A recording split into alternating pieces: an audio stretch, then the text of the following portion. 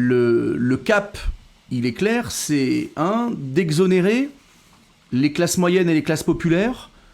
En d'autres termes, c'est vraiment toutes celles et ceux qui n'ont que leur travail pour vivre ou leur pension de retraite pour vivre, de la plupart des efforts, vraiment à 180 degrés de ce que proposait François Bayrou.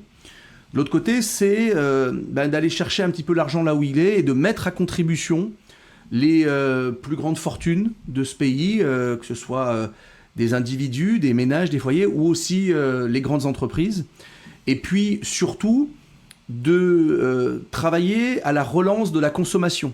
C'est-à-dire qu'on a un grand plan d'investissement qui permet aussi de conforter le pouvoir d'achat, et ça on pourra y venir, parce que quand on conforte le pouvoir d'achat, on a des gens qui consomment, et quand on consomme, eh bien, ça fait des rentrées fiscales en plus, etc. Donc c'est un plan qui est équilibré, qui est ambitieux, avec des recettes nouvelles, en particulier avec la taxe Zuckman, dont on parle beaucoup. Je rappelle, c'est 2% de taxe sur les patrimoines au-delà de 100 millions d'euros.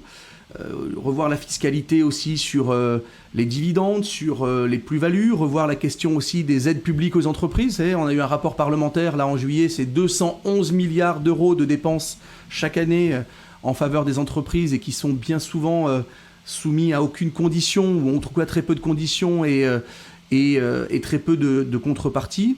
Vraiment aussi une politique d'investissement dans nos services publics aujourd'hui qui sont à bout de souffle.